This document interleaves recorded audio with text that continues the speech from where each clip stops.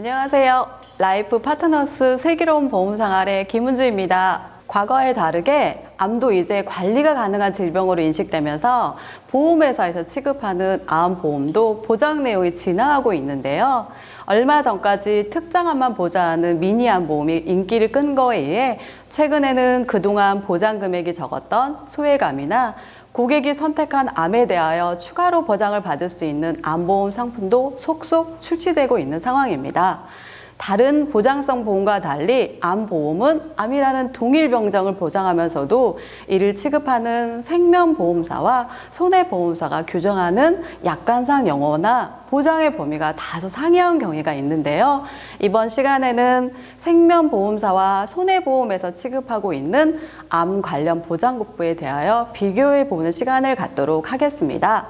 이제 암보험은 선택이 아니라 필수인 시대가 된 지 오래인데요. 가장 큰 이유는 암 환자가 엄청 많다는 점입니다. 국가암통계자료에 따르면 우리나라 전체 암 유병자 수는 2017년에 이미 180만 명을 넘어섰는데요. 이는 인구 100명 중 약 3.6명가량이 암 환자인 셈입니다. 특히 30대 중반을 넘어서면 암 발생률이 급격히 올라가는데요. 연령군별 암 유병 인구수를 보면 15세에서 34세의 암 유병 인구수는 55,375명인데에 비해 35세에서 64세에서는 무려 97만 8,781명으로 증가하는 것으로 조사되었습니다. 이미 35세 이전 대비 암 유병 인구수가 무려 17배나 높아진 셈인데요. 성별로는 55세까지는 여성이, 55세 이후로는 남성이 암 발생률이 높은 것으로 나타났습니다. 현재 판매되고 있는 암보험의 핵심 보장급부는 역시 암진단비 보장급부라고 할 수 있는데요. 먼저 생명보험사의 경우 대략 암의 종류를 크게 고액치료비 암과 일반암, 특정암과 소외감으로 구분하여 진단비를 차등 보장하고 있습니다. 유형별 암의 정의를 내리자면 다음과 같은데요. 먼저 고액치료비 암의 경우 일반암에 비하여 사망 확률이 높고 치료비용 규모가 큰 암이라고 할 수 있고, 특정암의 경우 일반암에 비해 발병률이 현저히 높아 손해율이 높은 암이라고 할 수 있습니다. 이어 소외감은 일반암에 비해 완치율이 높은 암을 가리키며, 마지막으로 일반암의 경우 앞에서 언급한 고액치료비암, 특정암, 소외감을 제외한 모든 암을 가리킵니다. 다음은 약관상 암 유형별 분류에 대하여 살펴볼 텐데요. 생명보험사의 경우 우선 약관상 고액치료비 암은 백혈병과 뇌암, 임파선암, 골수암 등 약관에서 정한 질환으로 규정하고 있는데요. 최근에는 이 네 가지 유형 외에 회사별 상품별로 고액치료비 암의 보장 범위를 확대하고 있는 추세라는 점 알아두시고요. 다음으로 약관상 소외감은 갑상선암과 제자리암, 기타 피부암과 경계성 종양, 대장 점막내암을 소외감으로 분류하고 있습니다. 실제 약관에서는 소외감이라는 용어를 쓰지 않고 제자리의 신생물과 행동양식 불명 또는 미상의 신생물로 분류하고 있는데요. 따라서 소외감이라는 명칭은 편의상 현장에서 사용되고 있는 일종의 상업 명칭이라는 점을 알아두시기 바랍니다. 최근에는 회사별로 소외감의 대장 점막내암을 제외하는 경우가 많은데요. 이 경우 무조건 대장 점막내암을 일반암으로 보장하겠다는 의미가 아니라 질병분류 코드상 C코드를 받은 경우에 한하여 일반암 보장이 가능하다는 점 꼭 알아두시고요.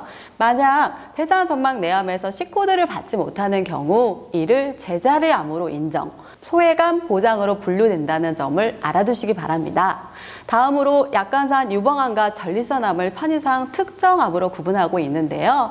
이 역시 일부 암보험에서는 이 두 가지 암을 일반암으로 보장하는 경우가 있어 암보험 가입 시 확인이 필요한 대목이고요.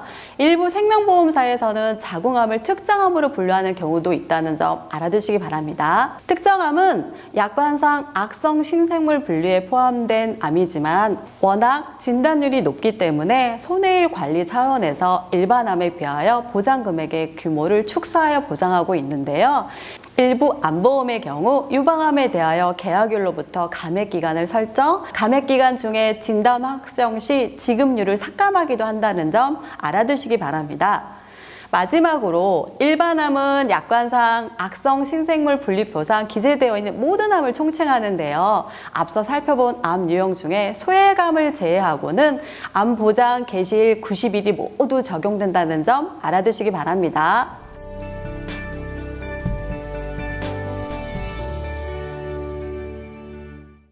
자, 다음은 손해보험사에서 취급하고 있는 암 관련 보장급부는 생명보험사와 어떤 차이가 있는지 살펴보도록 하겠습니다. 먼저 암을 유형별로 분류하는 데 있어 그 명칭이 다소 상이합니다.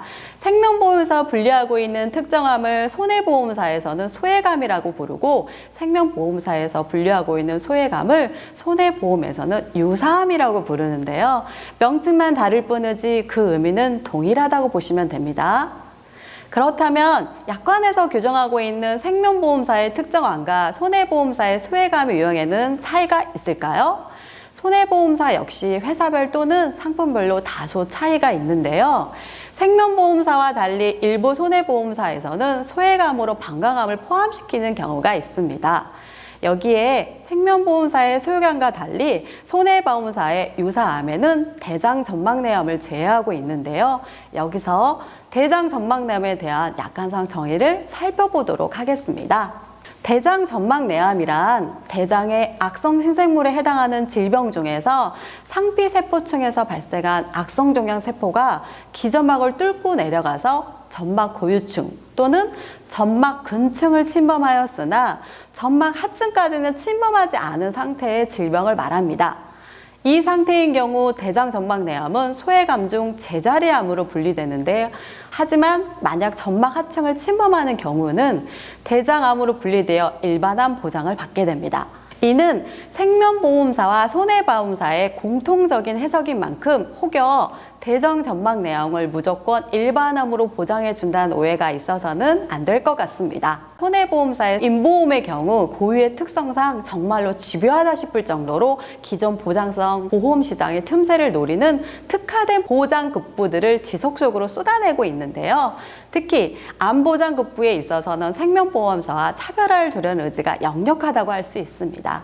이에 생명보험사는 손해보험사의 선제적 보장급부 출시를 뒤에서 따라가는 형국이라고 보시면 되는데요. 작년 8월 KB손해보험에서는 기존 악성 종양과 경계성 종양에 국한하여 보장한 종양에 대한 진단비 범위를 암 발생 이전 단계로 볼 수 있는 위 12지장, 대장의 양성종양, 용종 등의 양성종양에 대한 진단비까지 업계 최초로 보장하는 신상품을 출시한 바 있는데요. 이 상품 출시를 시작으로 DB손해보험 등에서 암보험을 통한 특정 부위 양성종양에 대한 진단비 보장급부를 줄이어 출시해 놓은 상태입니다. 그동안 양성종양에 대한 보장급부는 실손의료보험 외에 수술비나 입원비만 보장이 됐지 진단비에 대한 보장은 거의 찾아볼 수 없었는데요.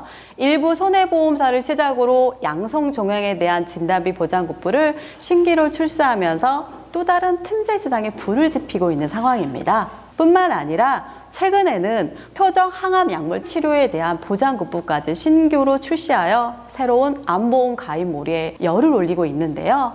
표적 항암 약물 치료란 종양에 직접 관여하여 암세포 성장과 확산을 억제하는 치료법으로 그동안 암보장급부에서 보아온 항암 약물 치료 대비 선진적인 치료 기법이라고 할 수 있습니다. 손해보험사에서는 이미 표적 항암 약물 치료 보장급부를 출시한 상태고요. 라이나를 필두로 생명보험사 역시 최근 출시를 서두르고 있는 모양새입니다. 자, 이렇게 이번 시간에는 생명보험사와 손해보험사의 암보장급부의 특징 및 차이점을 비교해 드렸는데요. 특약을 활용한 전반적인 옵션 보장은 손해보험사 암보장급부가 다소 우세하다고 볼 수 있지만 역시 암보장급부를 준비할 때 가장 중요한 건 비용상 수실의 규모가 큰 고액치료비 암이나 일반암 등에 대한 진단비 보장 금액이 커야 한다는 점, 그리고 본인의 경제적 상황에 맞게 갱신, 비갱신 여부를 잘 선택해야 한다는 점 꼭 기억해 두시기 바랍니다. 라이프 파트너스 슬기로운 보험생활, 오늘은 여기까지입니다. 보험 가입 전후의 사항들에 대해서 더욱 궁금하신 분들은 상담 문의나 통문의 주시면 더 자세히 상담해 드리겠습니다. 시청해 주신 여러분 감사합니다.